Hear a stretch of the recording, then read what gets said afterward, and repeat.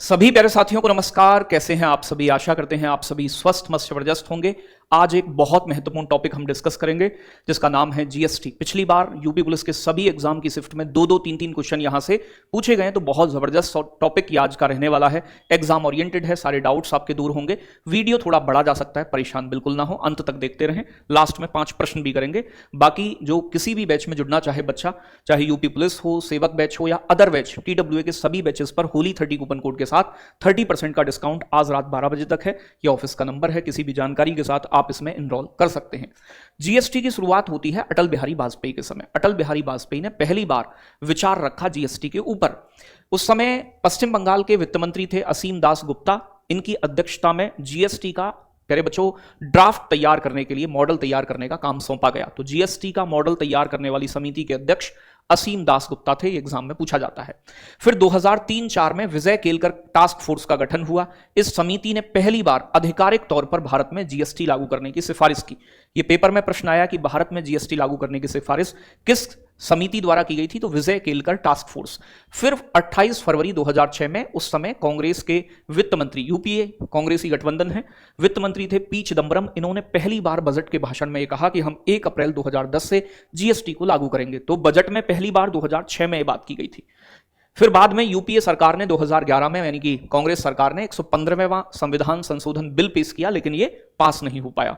बाद में फिर मोदी जी की समय में, प्यारे बच्चों, 2016 में ये बिल पास हुआ। 2017 में 1 जुलाई से जीएसटी लागू हो गया।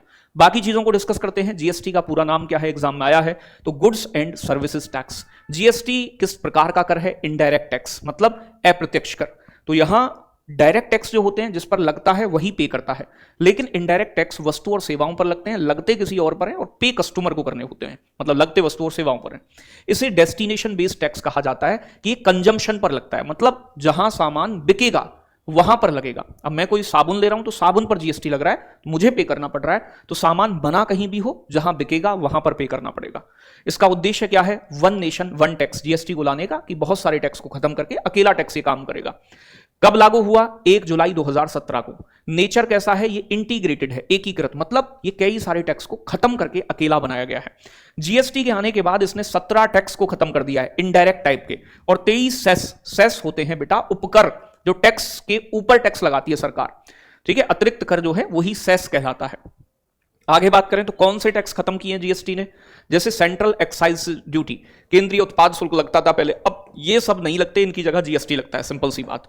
सर्विस टैक्स खत्म हो गया। एडिशनल एक्साइज ड्यूटी, प्यारे बच्चों, आपका सीमा शुल्क के अतिरिक्त और विशेष शुल्क। तो सीमा शुल्क तो अब भी लगता है, दूसरे देश से इंपोर्ट एक्सपोर्ट करते हैं तब, लेकिन इससे अलग जितने भी हैं वो खत्म हो गए। सेंट्रल सरचार्ज एंड सेस, तो बहुत सारे सेस भी खत्म हुए हैं, और उपकर भी। राज्य के कौन से टैक्स खत्म कर दिए इसने? वैट और सेल्स टैक्स। लग्जरी टैक्स, प्यारे बच्चों, इंटरटेनमेंट टैक्स, आपका चुंगी और एंट्री शुल्क, प्यारे बच्चों, आपका परचेज टैक्स, टैक्स लॉटरी पर, गैम्बलिंग पर जो लगते हैं वो खत्म, और एडवर्टाइजमेंट टैक्स।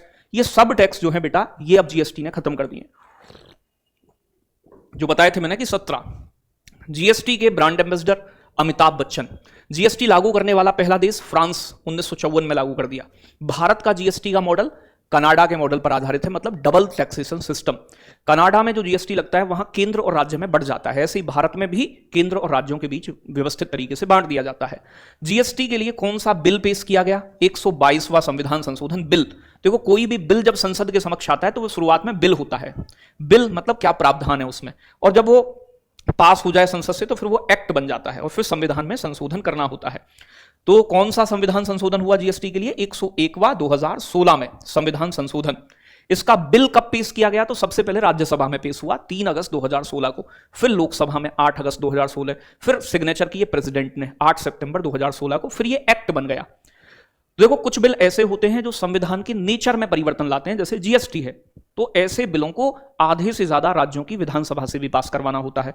सबसे पहले किस राज्य ने पास किया अपनी विधानसभा से? असम ने। इसीलिए कहते हैं असम जो है पहला राज्य है जीएसटी को लागू करने वाला। फिर दूसरा बनता है बिहार, और सबसे लास्ट बनता है जम्मू कश्मीर, जीएसटी को लागू करने वाला या जीएसटी के बिल को पास करने वाला। जीएसटी के जितने भी निर्णय होते हैं वो जीएसटी काउंसिल लेती है, और जीएसटी काउंसिल का गठन है आर्टिकल 279A में। प्यारे बच्चों कब स्थापित हुई? सितंबर 2016 में जीएसटी परिषद बनी। इसके 33 मेंबर होते हैं। 2 मेंबर होते हैं सेंट्रल गवर्नमेंट से, एक वित्त मंत्री और एक राज्य मंत्री, तो 2 लोग केंद्र सरकार के, और 31 लोग होते हैं जिसमें से 28 राज्यों के वित्त मंत्री होते हैं और 3 विधानमंडल यानी कि विधानसभा जो यूनियन टेरिटरी है, दिल्ली, पुदुचेरी और जम्मू कश्मीर के, ठीक है, तो 31 हो जाते हैं टोटल।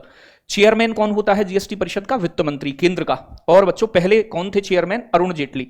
और वर्तमान कौन है? निर्मला सीतारमण। बेसिक बातें हैं प्यारे बच्चों। जीएसटी परिषद में वोटिंग अलग अलग होती है, मतलब केंद्र के 2 लोग होते हैं लेकिन उनकी वोट की वैल्यू ज्यादा होती है। तो जीएसटी परिषद में निर्णय लेने के लिए, कोई भी डिसीजन पास कराने के लिए 3/4 75% बहुमत की जरूरत होती है। जो वोटिंग वेटेज है, वोटिंग का अधिकार है प्यारे बच्चों, उसमें केंद्र सरकार की वोट जो होती है उसकी वैल्यू 1/3 33% होती है। राज्य सरकारों की 2/3 होती है, मतलब लगभग 66.6%। और जीएसटी परिषद की बैठक की कानूनी कार्यवाही तभी मानी जाएगी जब सदस्य में कुल लोगों में से 33 में से मिनिमम 50% उपस्थित हों, तभी इसकी बैठक में लिए गए निर्णय को लीगल माना जाएगा। जीएसटी के प्रकार बहुत पूछे जाते हैं, तो ये बेसिकली 4 प्रकार का होता है। CGST central goods and service tax, state goods and services tax, और यूटी मतलब केंद्र शासित प्रदेश जहां होते हैं, UT union territory goods and services tax. ये वाला सबसे ज्यादा इंपॉर्टेंट है, IGST integrated goods and services tax, मतलब एकीकृत वस्तु एवं सेवा कर।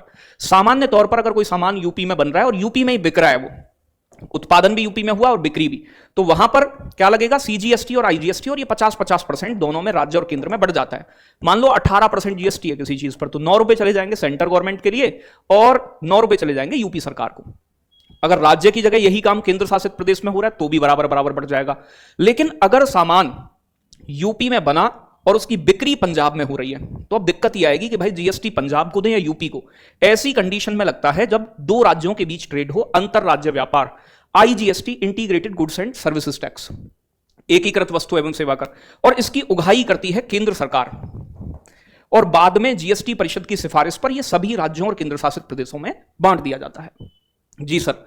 अब कुछ महत्वपूर्ण अनुच्छेद। आर्टिकल 279A में किसका प्रोविजन है? जीएसटी परिषद का प्रावधान है कि जीएसटी परिषद होगी, जीएसटी में कोई भी बदलाव करना होगा। आर्टिकल 246A में प्यारे बच्चों केंद्र और राज्य सरकार मिलकर जीएसटी से जुड़े कानून बना सकती हैं, यह शक्ति दी गई है। और आर्टिकल 269A में 269A में आईजीएसटी का प्रावधान है कि जब 2 राज्यों के बीच ट्रेड हो रहा हो, ऐसे में डिस्प्यूट को खत्म करने के लिए आईजीएसटी लगाया जाएगा और आईजीएसटी को केंद्र सरकार कलेक्ट करेगी। बाद में इसका डिवीजन जो होगा वो जीएसटी परिषद की सिफारिश पर होगा। जीएसटी की टैक्स स्लैब, तो बेटा पहले 5 टैक्स स्लैब थी, 2 टैक्स स्लैब को काट दिया गया है। अब आपकी 12% खत्म हो गई है और एक 28%, ये अब नहीं है, और एक नई लाई गई है 40%। तो अब जीएसटी की टैक्स स्लैब बची है 4, 0, 5, 18 और 40। कुछ स्पेशल टैक्स स्लैब होती हैं, जैसे 3% सोना और चांदी और पॉलिश्ड डायमंड पर 3% जीएसटी लगता है। मेजर यही है, ये स्पेशल है। 0.25%। अगर आप रफ परसीसियस स्टोन लेते हैं, कीमती पत्थर जो होते हैं, ठीक है भाई, स्टोन जो होते हैं महंगे वाले, उन पर 0.25% लगता है। पुरानी कौन सी टैक्स स्लैब हट गई है? 12 और 28। प्यारे बच्चों 0% में जिन पर कोई जीएसटी अभी नहीं लगता, कौन सी चीज आती है? फ्रेश मिल्क, दही, ताजी सब्जियां, पैकेट वाली होंगी वो 5% में आ जाएंगे, दूध, दही, सारी चीज। लेकिन अगर फ्रेश हैं तो ये फ्री हैं, जीएसटी मुक्त है। शैक्षिक सामग्री, जीवन रक्षक दवाएं, व्यक्तिगत स्वास्थ्य और जीवन बीमा, अगर आप लाइफ इंश्योरेंस करवा रहे हैं, हेल्थ इंश्योरेंस करा रहे हैं, तो उस पर पहले 18% जीएसटी लगता था, अब इस पर प्यारे बच्चों जो जीएसटी रिफॉर्म्स आए उनमें 0% कर दिया है। 5% में प्यारे बच्चों आवश्यक चीजें, रोजमर्रा की जरूरत की चीजें, साबुन, शैंपू, टूथपेस्ट, चाय, कॉफी, दवाएं और कृषि उपकरण, जैसे किसान कोई अपना ट्रैक्टर वगैरह ले, 5%। 18% स्टैंडर्ड रेट है।